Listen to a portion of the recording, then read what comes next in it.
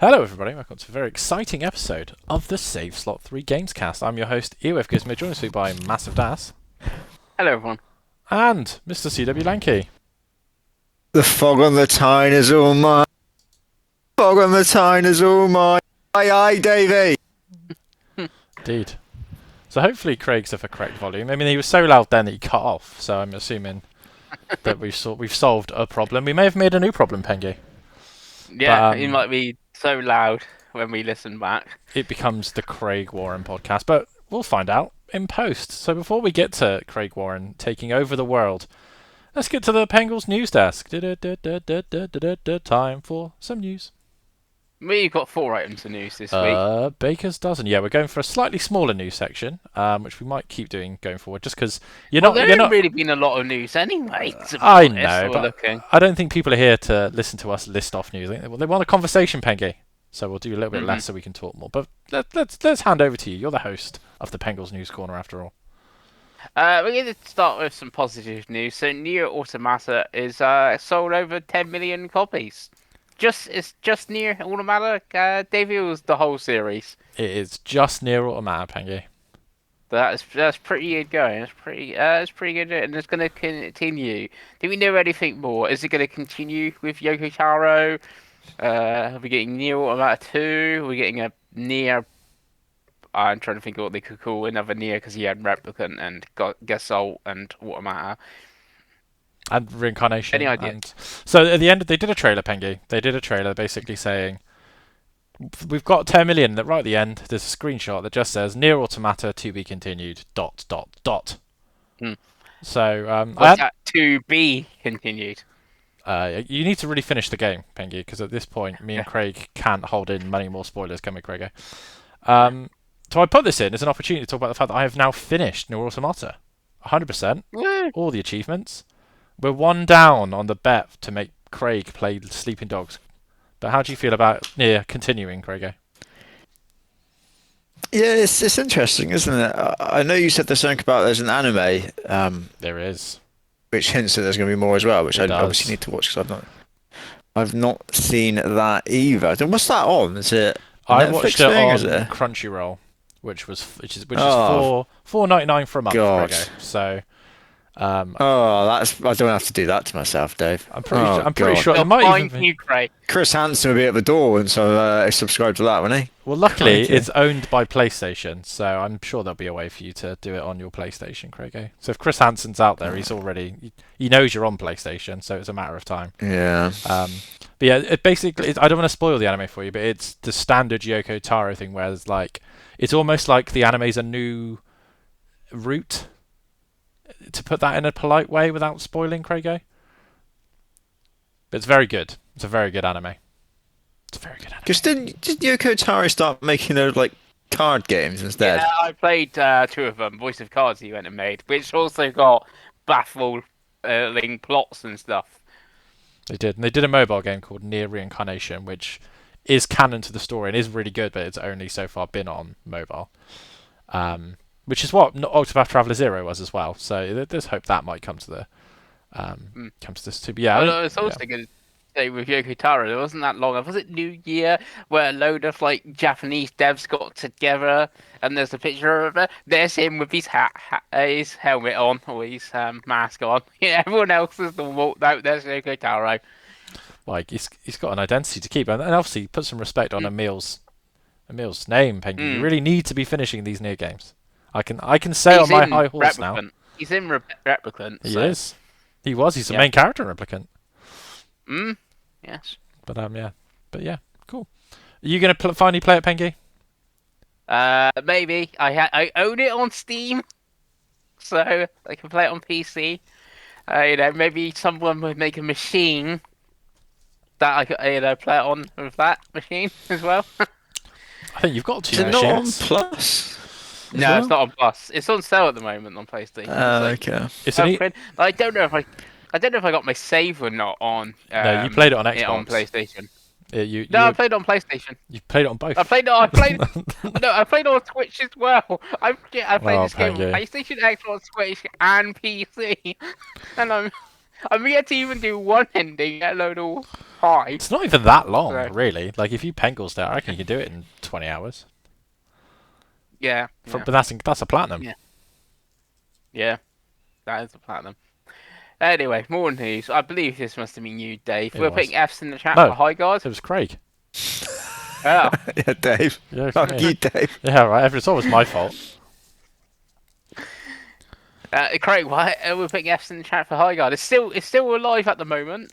Just can't- about. So I've Craig- just looked at the Steam charts. There's 865 people playing at the moment, No.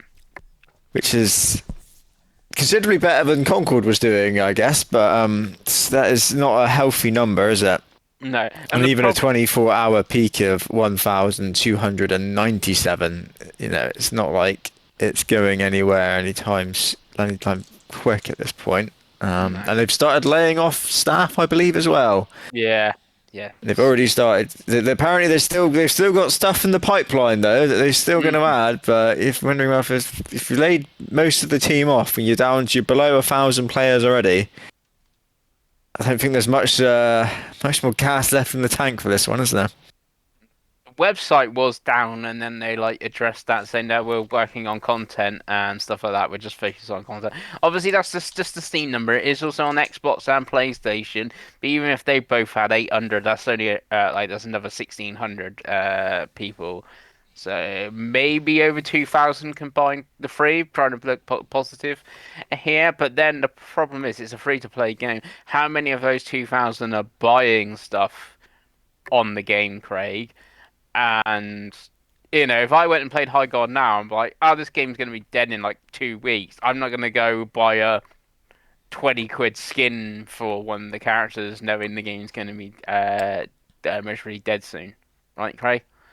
No, yeah, it's you. You're not going to invest in the game at this point. You wouldn't have thought, would you, unless you really are one of the hardcore of the hardcores. I imagine that hardcore number is even dwindling now. Do we think? Because when this game first came out, it had like 90,000 concurrents or something like that. It actually did really well for like the first 24 hours.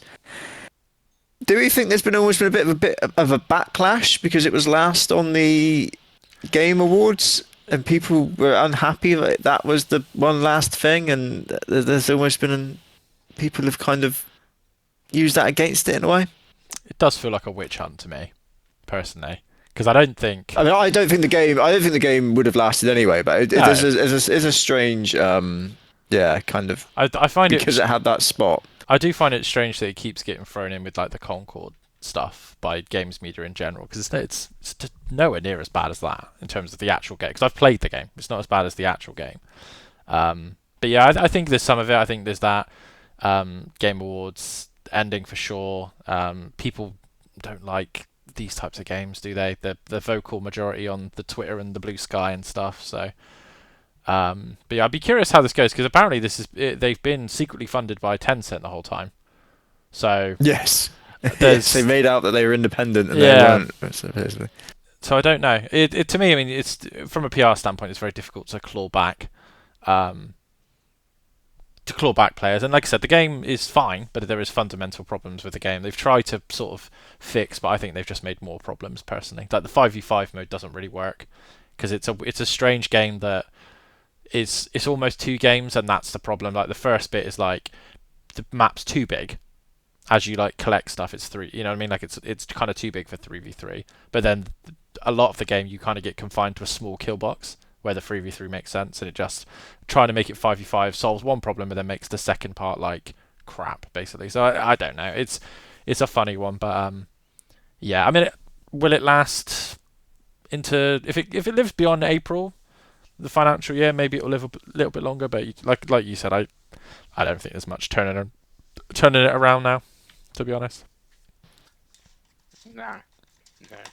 I always stick to the bad news. PlayStation has shut Blue Point, Dave. Yeah, it's difficult. This is another one where obviously we talked about this quite a lot in the group chat, and it does seem a baffling decision in general. But I think the decision to buy the studio in 2021, and then the only game they've been greenlit to do is a poorly conceived God of War live service game, which I think we could have told them that was probably not a great idea. Yeah, just it's crazy because it's probably the best remake and remaster studio in the world. Only 70 people. You think, surely there's something they could have put that team on to recoup some money for the time lost, right? Pretty quickly, but evidently they've spent a year pitching games, and Sony's not liked any of the pitches. They had their year, and now they're gone. But yeah.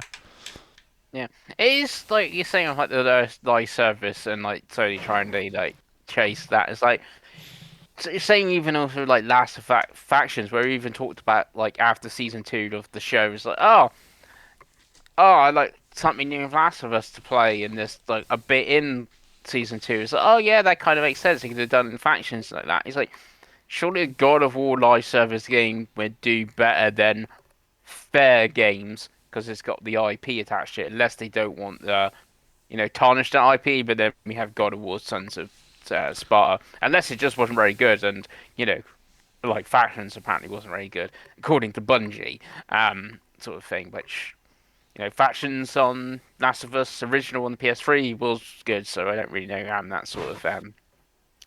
But yeah, I also don't get like what they couldn't like what they've been pitching for the last year. Because if I was Bluepoint, I'd be like, we'll make Bloodborne remake, guys, sort of thing.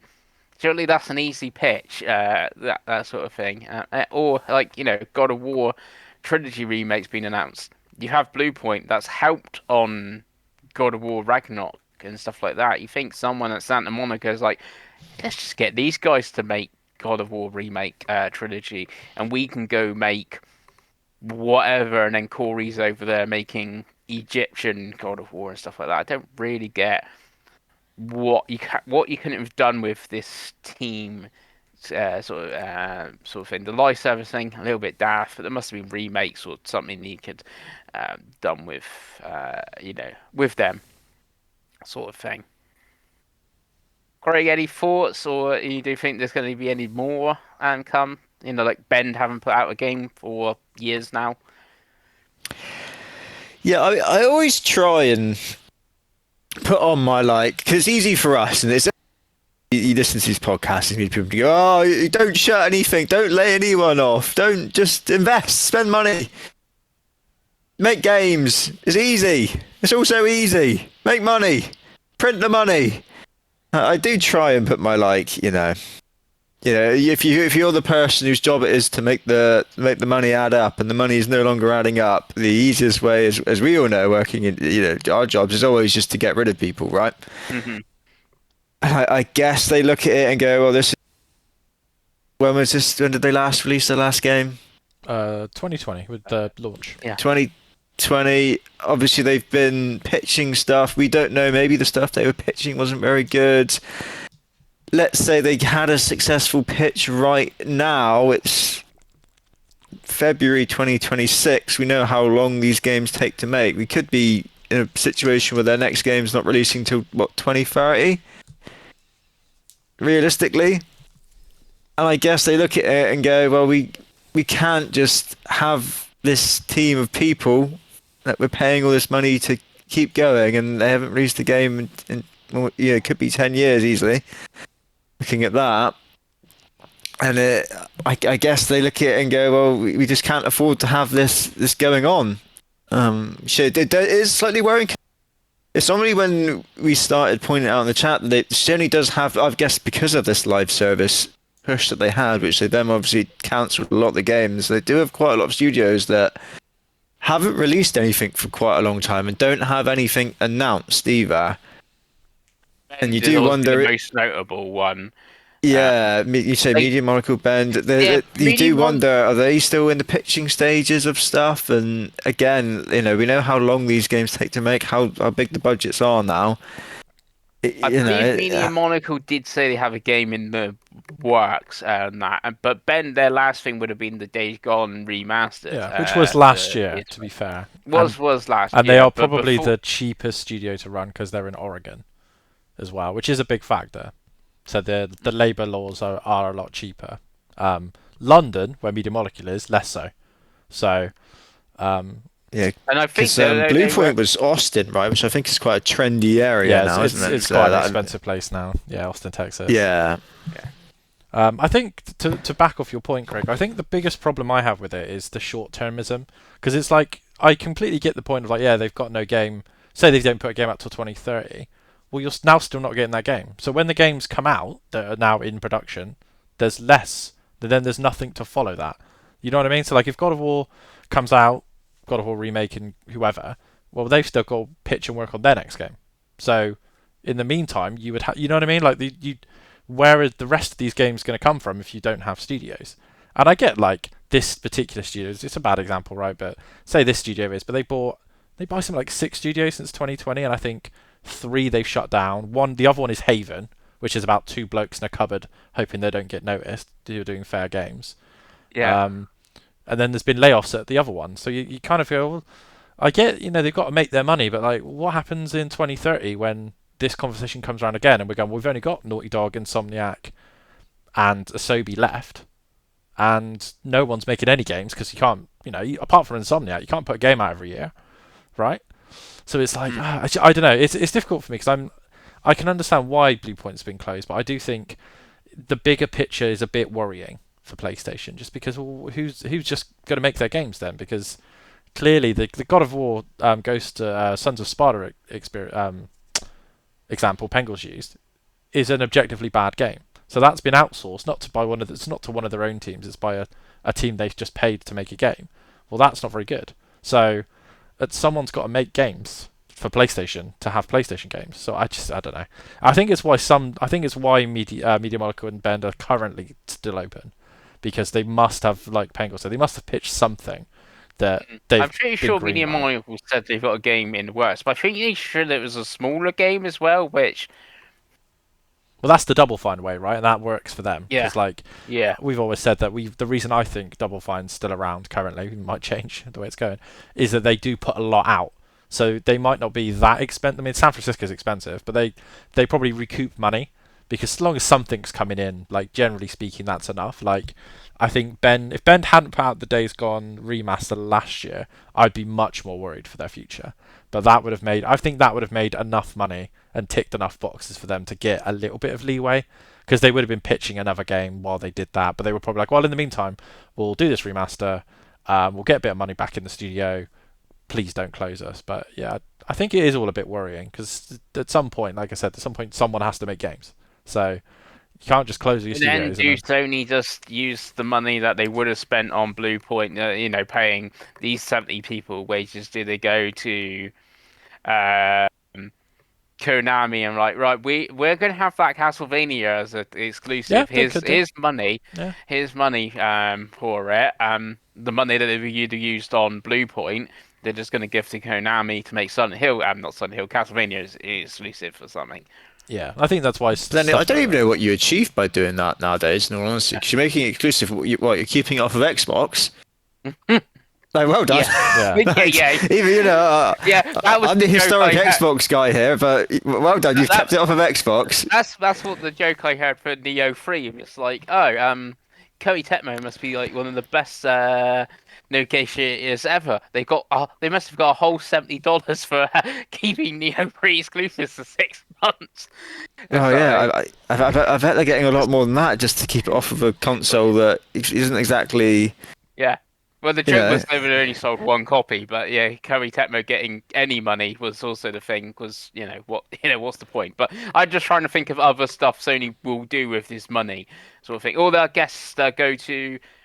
They weren't actually. I can't remember what they called. They had a similar name. The team in Brighton that made Lego Horizon. They go to teams like that, I guess, and like, make us Lego God of War. Here's money, something. I don't know. Yeah, it's difficult because again, like even that example, Lego Horizon's not very well received. No, you know what I mean? I can't imagine that sold particularly well either. No, so I don't know, but yeah. I think the worrying thing, like kind of what Dave was saying, when you get to 2030 and who's making these games, the other thing, like sooner or later, people are going to get fatigue with the big kind of staples that PlayStation has at the moment, like God of War, Last of Us, Horizon, and then the Marvel stuff. Like sooner or later, you look at these sequels tend to always do worse and worse and worse. people will want the next big thing, right? So if you Spider-Man don't have 2 did these worse other than Spider-Man, but It's also one of if the you don't have most these other expensive studios, licenses as well, right? Like, how much does it yeah, cost to license and make Spider-Man to then not put it on Switch 2, right? Which is the biggest Japanese platform, and it's like, like I said, sure. I mean, if it costs $1 million to keep Blue Point open for a year, you know what I mean? Like, is that what's $1 million to the 300 million, I believe, Spider-Man 2 cost to make? It's a lot of money in it, but there we go. Yeah. We will see, I think. I think we'll see how it pans out. But yeah, I think there Yeah. will be more closures.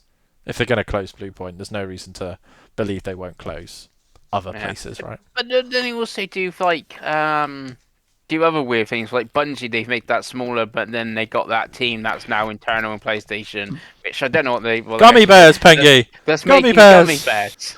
I knew it was coming. Yes. I knew it was coming, Yeah. Craig. Yeah, but it's like this is also but it's like also the weird thing. You've closed the studio, but you've also made a new studio, sort of thing.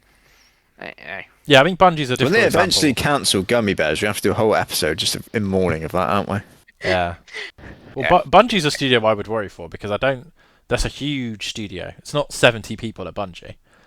So it's you would look at it and go, if Marathon doesn't come out and set the world slightly akinder, you would look at it and go, that's a really expensive studio to run. You know, it's not like what was the studio that we like that made Concrete Genie? Pixel Opus. Like, they were a tiny studio. They closed them. You know, so it's like, I don't know. Yeah. But we keep on the bad news train, guys. Because Phil Spencer is retiring, and Sarah Bond has resigned from Xbox, Craig. Well, you say it's bad news, Pengi. Phil Spencer's the worst human being that's ever lived, isn't he? Well, yeah. Hurrah, this is great. Depending on who you ask. At Jeff Grubb. Daddy, obviously Uncle Larry was it last year, the year before? Now Daddy Phil's going. Yeah. You did wonder when he would retire, right? And he's been at Microsoft since 1988, I think I saw. Yeah, before any of us were born. This is crazy to think about. But yeah, he's going to be gone very soon, wasn't it? Was it the end of this month? Monday. Did I see? Monday. On Monday. Yeah. He's out the door. So to add on to this, because we have had more out since the initial story. So this part of it has actually been planned for a while. The timing, not so sure, but him retiring. That's been planned for a while. And I believe he's staying on as an advisor through the summer.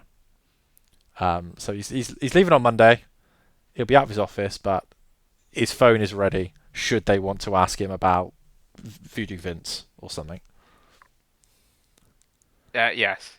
It does seem quite a thing, because if I was Phil retiring, I would retire after the 25th anniversary of Xbox, and I've shipped Halo, we've celebrated 25 years of Xbox, now I'm going, not just a random Monday in February, sort of thing. Now that's obviously fair, Phil, and obviously Sarah Bond has resigned, Dave, so... Yeah, I mean, the Sarah Bond thing strikes me as you're not getting promoted, so... Would you like to stay in a lesser role, or would you like to go? And I think she went, you know what? I'm happy to go. That would be the cynical answer in me, because Sarah, although I think I quite like Sarah, I know Craig does as well. Not a gamer, not like Phil, who played every game. So I just feel she was a business person. I feel like the people coming in to replace her are also business people. So I think she was possibly not really needed. If they didn't trust her enough to run it, then there's no point for her to stay. She might as well go and do something. She's still a relatively young woman, so I think she'd probably go off and do something else, right? But I think she was doing something else as well. I can't remember what, I can't remember what her thing was, but yeah, it was definitely something for some other company as well. Similar to like what Doug Bowser's now doing as well, but so maybe, yeah. And obviously on Phil, we obviously love Daddy Phil on this podcast. We call him Daddy Phil, so and he's been a big part of the Xbox experience that we've all enjoyed through his E3 presentations and just his general daddy feelness. So I am quite sad that Daddy Phil and Larry have gone, but I'm also, I think now having spent a bit more time to sort of stew on it, I'm also of the mindset of, well, let's see what's going to happen, right? It's only bad news if the statements put out aren't followed through with, right? I don't know if you want to talk on that, Craigo. Yeah, I think the sad thing is we won't get another Daddy Phil No.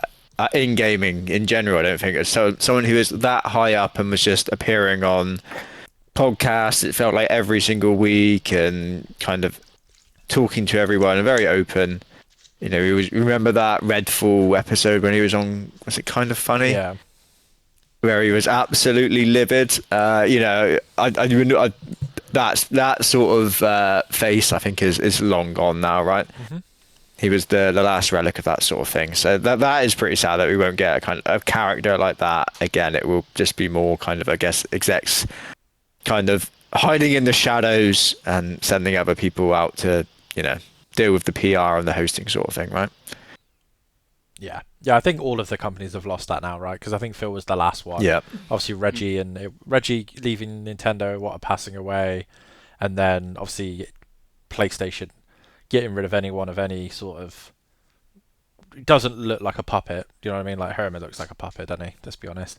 And obviously we had Big Jim before, but no Jack Trent, no Jackie T, and Sean Layden, who I quite liked. But yeah, I think Andrew House as well. I've met Andrew House. He was very drunk when I met him in Develop in Brighton. What year did I go to that? 2017? I can't. God knows. But he was tiny, but he was wasted. But yeah, anyway, back to the story. Yeah, so let's get a bit on to the news. Another bit of news. So Sarah Bond is being replaced by Matt Booty. He is now her job. So I don't know if that's a sideways move. No, that's for a promotion. Him or a promotion. It is a promotion. Yeah, it's definitely a promotion, isn't it? Yeah, so he is now in Sarah Bond's job, and then we've got the new boss of Xbox is Asher Sherman. I hope I pronounced her name. Sharma. Asher Sharma. Right. Asher Sharma. Sharma. Yeah, so she's now the boss of Xbox that's come over from the AI department at Microsoft, Davey. Yeah, so it's a little bit deceiving because Core AI is what used to be called developer tools. Mm-hmm. So it's an AI department in name, but it isn't like she wasn't sat there just playing with Copilot. Because in Microsoft that would literally be called like head of Copilot. It's not a good sign that they've renamed that division Core AI, but it's the developer tools team. I think she worked at Meta before. Yes, and something called Instacart. Yeah, and she's only been at Microsoft since I think it's 2024. Not wrong at all. Yeah, she's a business person. She's clearly a very well thought after sort of sizer-upper. Because I mean, Meta's a huge client base, isn't it? So in terms of like lots of people, I think she's familiar with that. Not a gamer, obviously not Phil. She's been saying all the right things, Craigo, not just on her statement, but on Twitter. I don't know if you've seen this. She's quoted as saying today, this is my favourite tweet, why don't we bring back the Blades? Something she said.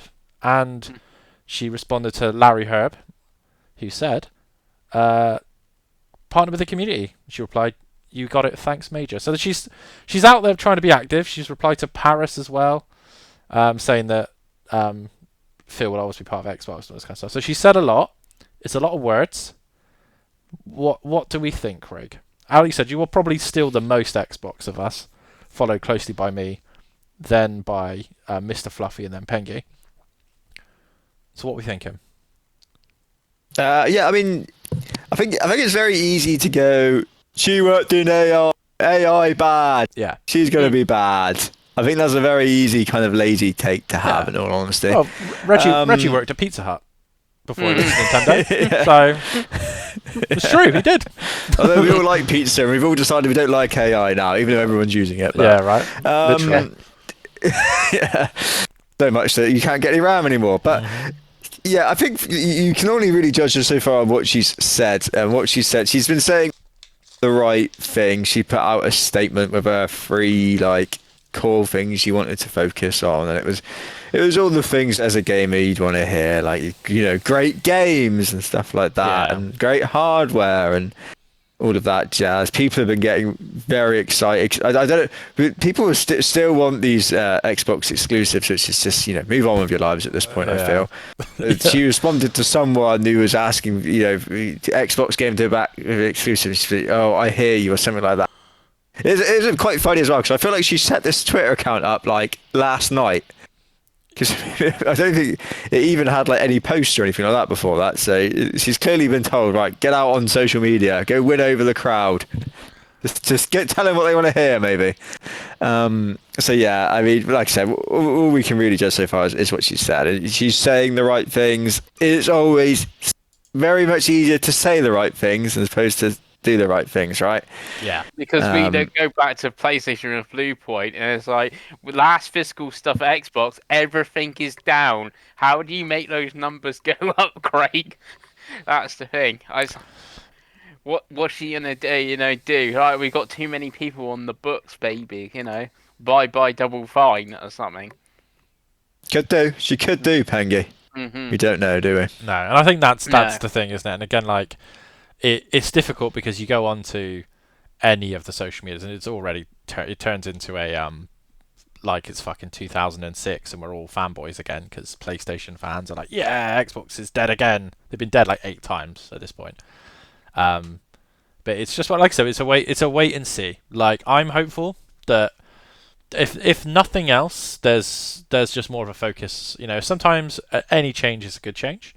We know from football teams, from the businesses you work in, like change can go one or two ways, and we won't know until it happens. But I'm not going to sit here and be miss negative about it. To be honest with you, like I hope Asher and Matt Booty do a great job. I hope that Xbox is still a cool place to play games. We don't want Xbox to go away because that doesn't benefit anyone, not even PlayStation fans. So yeah, I don't think it really changed anything at the moment, Craigo. But any closing thoughts, Pengi, before we move on? No, not really. Yeah, I agree with what you're saying. I just it's a little bit worried, like I said, worried for all the devs and stuff like that. It's like, is it going to be like you're now in charge because you're going to make harder decisions than Phil or something because he was a gamer and things like that, where you're more of a businesswoman sort of thing. Yeah, and again, like Craig said, we won't know until they start No. cutting or not cutting, right? Yeah. Nice, Pengi. Well, that ends the news. So we're going to move on to the topic of the show. Tots. So, Craigo, unbelievably, this is the... Unbelievable, Jeff. Unbelievable, Jeff. This is the 10th calendar year that I have been podcasting with Chris Pengele.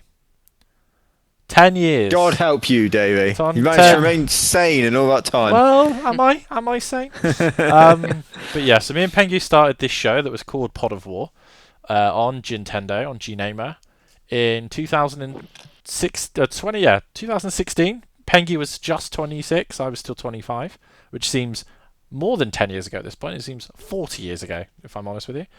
It was a PlayStation exclusive podcast because they needed a PlayStation podcast. At the time, me and Pengi were playing quite a lot of PlayStation, mainly the Vita, if I'm honest with you. And yeah, so it was a fun time. So what we've done in the time is we've created a list each of our 10 games the last 10 years, so from 2016 to 2026. I don't know about you boys. It was very hard to make a list. There was a lot to choose from. There's been some good games, guys, in the last 10 years. So we're going to start. I think, do you want to do our whole lists each? Yeah. So let's start with the biggest of dogs. Let's start with Pengi. Yes. 10 years in the making, this list, Pengi. So Yes. let's hear it. So, in order. So, in 10th place is Forza Horizon 4. Not 5, 4, because rule Britannia rules the way. Pengi's voting restore. Right. I think Forza Horizon 4 it's like the one, like we all jumped on a 5 quite a bit before we played a lot more of together sort of thing because we all were playing Xbox that time. The whole weather system and that was cool as well, which they added in. I know like Mexico then didn't have it. And in Japan, apparently, see, I don't know if they're actually going to have the weather system because they said there's like a bit that's snowy all year long, sort of that. But yeah, so Forza Horizon at 4. That was also on Then my list, Pengi. That's my number no, 3. that's It's the my number. number 3. Yeah, so I went for 4 over 5. It was very close, much like you. For me, the Lego DLC was more fun than the Hot Wheels DLC, and that was really the big one. I liked the weather system, like you said, and obviously we're British, so we like the Brits. But yeah, four was my favourite Forza Horizon, and that was my number 3 as well. But carry on, Pengi. Nice. Next one. So I basically just copied my top 100 games and went, right, what was number one on that from the last 10 years and so and so. And then I did that list and I was like, right, what else have I played in like this year or I mean like 2025 and like 2024? Is there anything that should make that list and stuff like that? Move things around a bit. So number 9 is Elden Ring. So Elden Ring has made the list, which is Souls-like that Dave does own and can play. Yeah, I do. Thing multiple times. Yeah, it's the first one I say it's the first one I finished because it's debate what is a Souls-like, Stellar Blade and Star Wars Jedi and stuff like that. But this is obviously from Software, like the dads of the Souls genre sort of thing. Yeah, it's just really good. Obviously, like all the boss fights, it's big open world.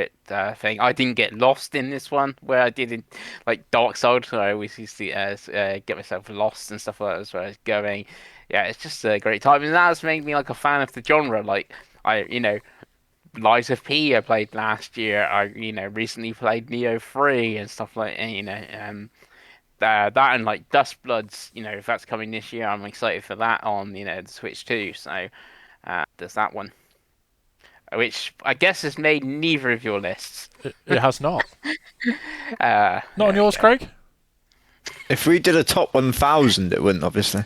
No, you're right. Uh, then number 8 is Astrobot. Nice. Yeah, which is like one of the best games PlayStation has put out in quite a while. That isn't a third-person action adventure game either. It's like top tier not multiplayer platformer game. It was our game of the year it came out as well, if I remember correctly. So yeah, it's a top title there. On neither of your lists. No, it was an honourable mention on mine, but it didn't make the 10. Didn't make your 10, Craig, either. It made it, but mine's not in order, so yeah. Okay. Okay. Then my number 7 is Final Fantasy VII Remake, because great JRPG and stuff like that. This is obviously from the PS4, so this is the first PS4 game that's made the list. So you can tell we're going back 10 years. We've got a PS4 game making the list here. So there's that one. It's on my list at number 10. It is my PlayStation 4 representative. Great Yeah. game. Great game. Yeah. Then after that, we've got the only Switch game on this list. It's Fire Emblem Three Houses. Obviously, it's the best Switch game. It's on this list. It's great.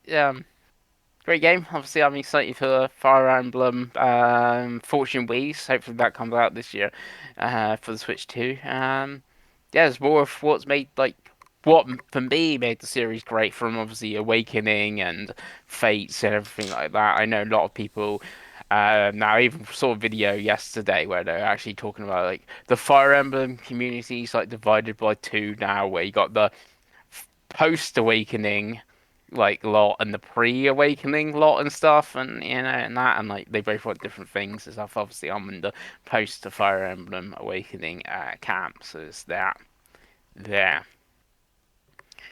Then number 5, we got Uncharted 4, A Thief's End.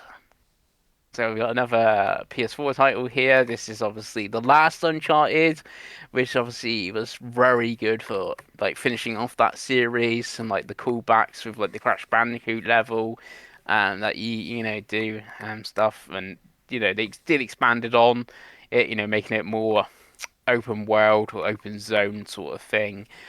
So that's pretty good thing. Did it make your list, Dave? Uncharted 4? No, it's a game that I did enjoy, and it was a quite heavy part of the start of the podcast we talked about, because I think it got a delay, didn't it? So I think we talked about it quite a lot in the early episodes. But I replayed 4 not that long ago on Steam, and it was okay.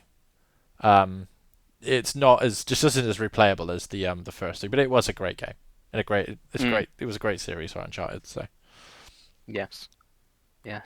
Craig, I know obviously we made your list because obviously it's Uncharted 4, but you think about going back to play the Uncharted games at some point? No, at some point, Pengi, in 2072, Well, I'll be there. Don't you worry. Well, you could when PlayStation runs out of games in 2030, as we decided, you can go back to play Uncharted. the Blue Point remasters as well, just to rub salt in the wound. Yes, there we go. So number 4 is God of War 2018. Nice. Yeah. So obviously this is like the reboot of the God of War series, and I think we've all played. God of War 2018? Did it win our Game of the Year 2018?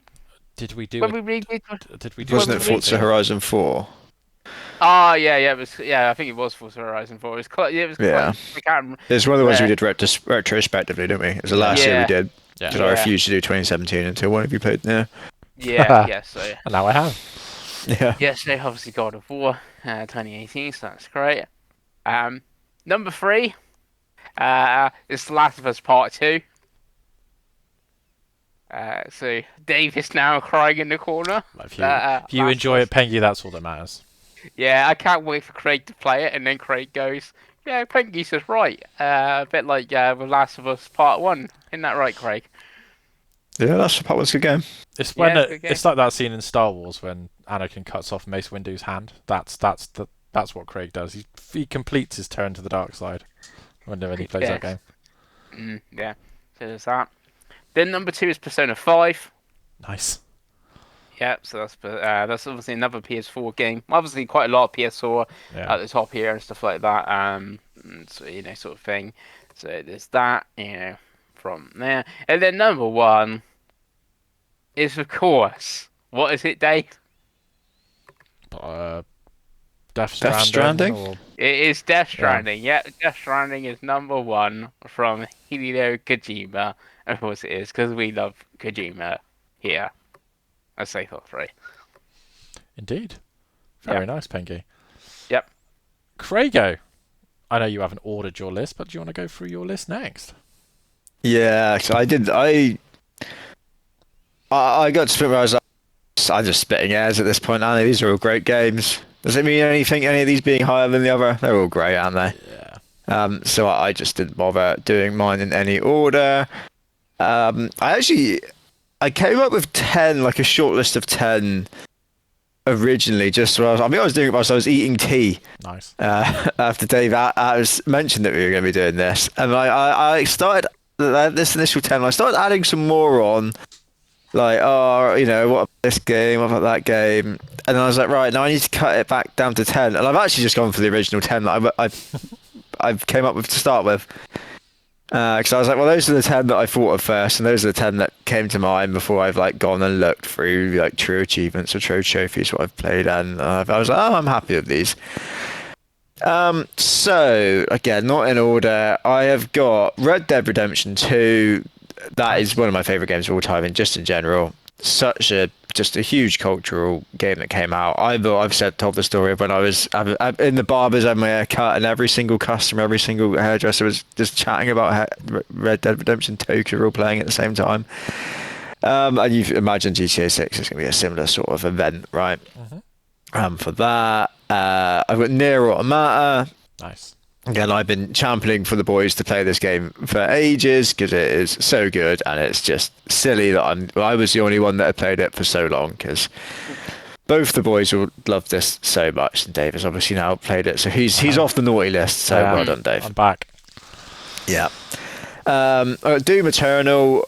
I fucking love Doom Eternal. It's one of the just most fun, natural feeling games. The level design, the music, it has everything. again, I spoke about this before, but I'm pretty sure it was Dave. I was in a party whilst I was playing Doom Eternal once, and I was gushing over the game so much. I think I was actually annoying Dave, which is a sign of just how much I obviously was enjoying it and how good I thought it was. So yeah, Doom Eternal is just incredible. I also have God of War 2018 Pengi. That made my list as well. Just a phenomenal like video game, like cinematic experience, right? The story, the whole like it's kind of one shot thing they went for. It's and to mix that in with incredible gameplay as well, and just the awesome level design, the characters, it all just hit right, and it's a phenomenal video game, God of War 2018. And one day in 2042, I'll play Ragnarok, right? Absolutely. And by then they would have released another 600 God of War games, and that'd be miles behind. But we'll get to Ragnarok eventually. I also have a Forza Horizon game. I've gone for 5. I love 5. 5's great.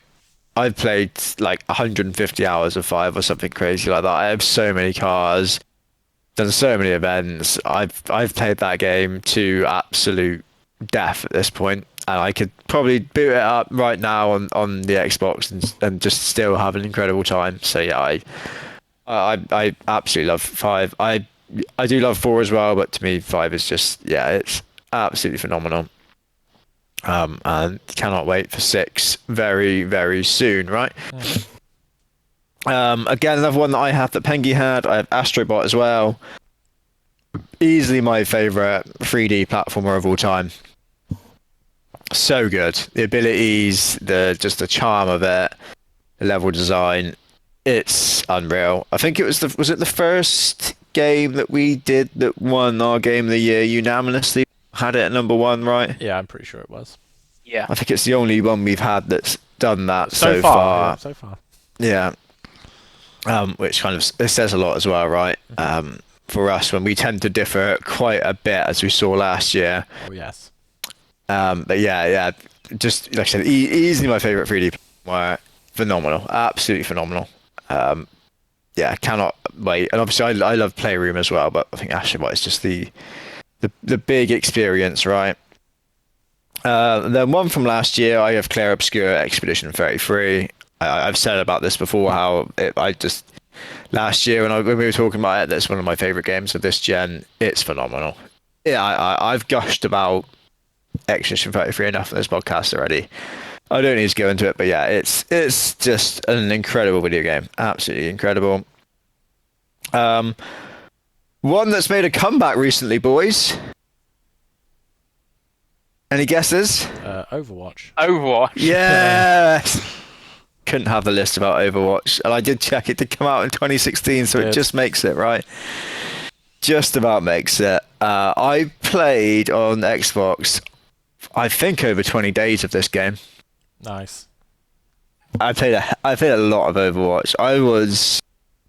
I was in deep. I was really in deep in Overwatch. I played a lot of that just on my own as well. It's not like, because I used to play that much of the old Call of Duties, but that was with like the boys, right? So that's like, this was just me and my Todd most of the time, and I was in deep. I was watching like the tournaments, the pros. I knew what the meta was. At all times. I loved Overwatch, and I love the fact it's coming back now. I don't have the time or the will to get back into it in 2026, but it does. Are you going to go back to Overwatch? There's 5 new characters. I'd love to, Pengi, but I can't do it anymore. I can download it right now, either on Xbox or Steam. It's free. I'd love to, but I can't do the casual anymore. As I've said, I'm either all in or I'm not at all, and I think I'm probably not at all with multiplayer gaming at this point, with that sort of thing. But yeah, I loved it, and we haven't really seen people like make heroes like they did then. Like I still remember when they were announced that game, and they were announcing the heroes like in drips and drabs, and they'd have their own little animated shorts, and they got announced, and like people in work were talking about, I remember people talking about Reaper when he got announced, and how cool he looked and his abilities and all this, and no one really since then has captured that, I don't think. I know Blizzard is so good at cinematics and animated shorts and that sort of thing, so that helps them, right? But yeah, it's a shame that no one's been able to. Everyone's chased that high, but no one's really got there since. So Overwatch is there. That's my I had to have a multiplayer game, right? And that's definitely the best I've played in the last 10 years. After that, I have a Yakuza game, boys. Any guesses which Yakuza game? Infinite Wealth. Yes. I was gone for Like a Dragon. Nice. Yeah, I love Infinite Wealth. I love the setting. I don't know if this is sacrilege or not. I don't think it is actually at this point, but I prefer the turn-based ones. I love the turn-based combat. Obviously, Like a Dragon was the one that kind of brought that in, but Infinite Wealth added to it and made that turn-based combat even better. And it feels so good. I love the setting as well. The fact they're out of Japan and Hawaii doing something different, and the story and the characters for that game are just chef's kiss, absolute chef's kiss. There had to be a Yakuza game in there, and it had to be this one for me. And then to end mine, I've actually not written. All I've written Resident Evil something. Because I was like, well, I've got to have a Resident Evil in there because I love Resident Evil. So I'm going to decide on the spot, boys, which Resident Evil it's going to be, and I'm going to 7 on the spot. Nice. I love the setting, the fact that it was the first person one as well. It was terrifying. It's the one that I feel I'm most memorable to. Like you remember all the different characters and the family and that. So yeah, for me, I think 2 Remake was the first one since 5 I'd actually played and got into, but 7 was the one where I was like, oh, this is unreal. I absolutely love that. I love this, and now I'm just like, now I'm a Resident Evil fan, right? Yakuza and Resident Evil. He released some. I seem to play them every year, right? So, yeah, that's my 10, boys. Nice. It's a good variety there for Craig A. Yeah. Right, let's get to my 10, I suppose. So, my honourable mentions, Astrobot and Horizon Zero Dawn, the main 2. Ask me on a different day, my 10 changes. I think I'm much like everyone else's. So at 10 again, and order-wise, mine's kind of in order, but it's not really. The number 1 is, but everything else is kind of whatever. Number 10, Final Fantasy VII Remake, as Pengi said. Hit a great time, played it a lot when I first moved to Bristol. I think it was a COVID game, right? 2020, right? I think. Am I right? Yeah, it was just sort of before COVID, but yeah. But yeah, played it to death, loved it. Didn't quite like Rebirth as much, but I'm willing to give it another go because I really like the universe. And 7 Remake and Intermission are definitely something I would recommend to people who are a bit more into sort of the action RPGs. Number 9, a bit of a left field one, Pengi, but a game I absolutely adore, and that is Paper Mario Color Splash on the Wii U. A game that I absolutely loved. Probably one of the last great Wii U games. Yeah. Really good writing.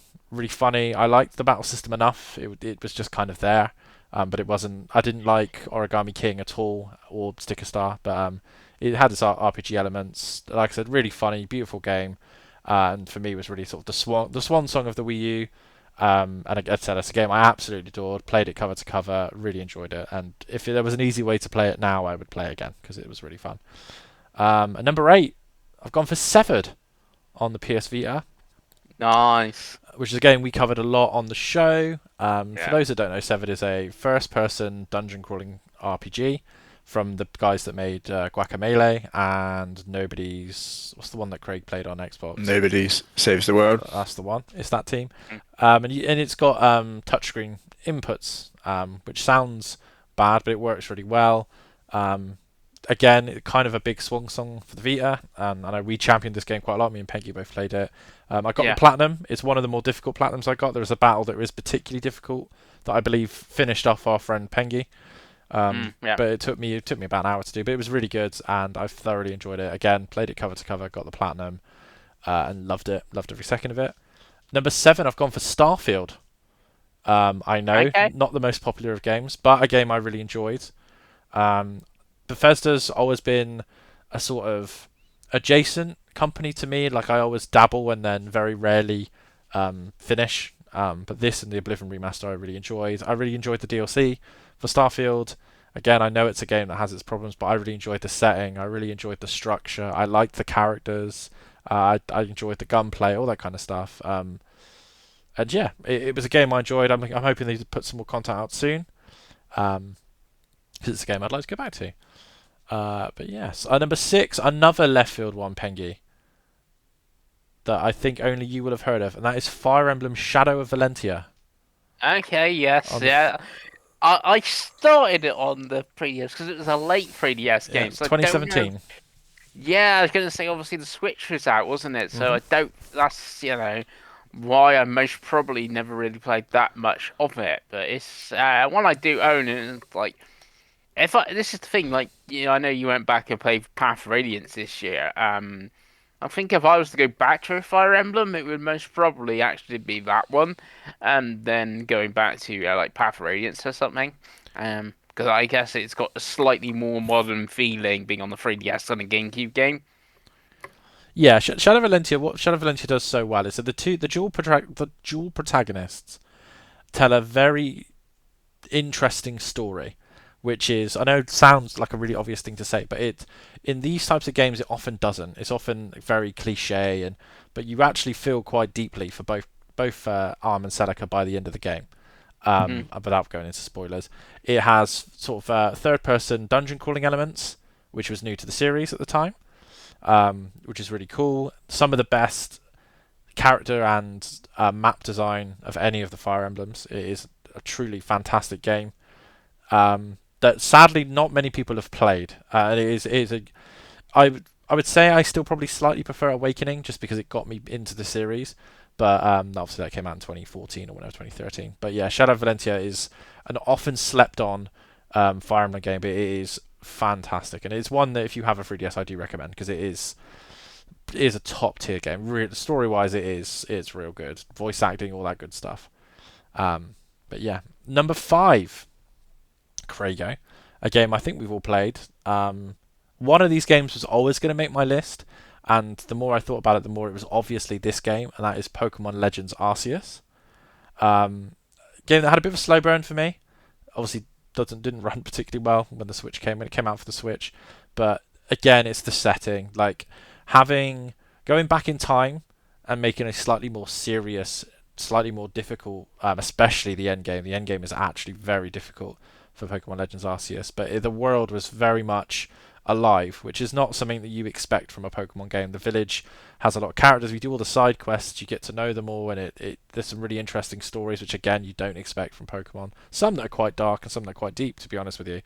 With like the tackle stuff like death and the other plane and all that kind of stuff. And it's quite an interesting game. It's a game I thoroughly enjoyed. I like the battle system. I liked the loop of the alpha Pokemon and catching more Pokemon to increase your Pokedex. And the post game is insanely good and difficult.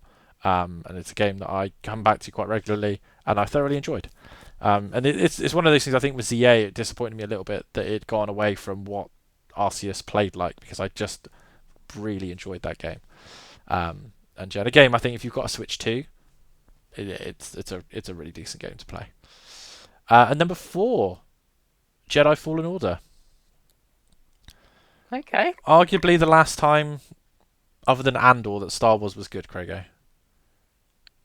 It was fun. What about the second one? Never played Yeah, the the second second one was good. Never played it.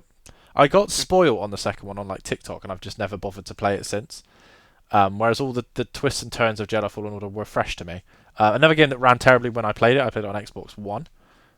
It wasn't a particular. I think it was pretty framey. Not one for the Souls-like games, but the elements didn't get in the way of the Star Warsiness of this, I suppose. I like Cal. I like Merrin. I like the little dude that flies the ship, whose name's completely gone. Yeah, that whole little crew is so good. Isn't it? Yeah, and BD1 and all that kind of stuff, right? And again, has one of the best final levels of a game. That final boss fight, the like atmosphere of when it when it turns, and you're like, oh, oh, I need to One of run. the best opening levels as well. Yeah, and it really On that feels shipyard. it feels Star Wars, right? And I know that sounds really silly, but like we grew up with Star Wars, we love Star Wars, and it feels really Star Wars, and it's just a game I really enjoyed. It's a game I want to replay at some point. But yeah, Jedi Fallen Order 3. I had Forza Outlaws Horizon. was good. Pardon, Outlaws. Yeah, Outlaws was pretty good. Yeah, I like what I played of Outlaws. You can never beat being a Jedi though, Pengi, can you? Got that lightsaber.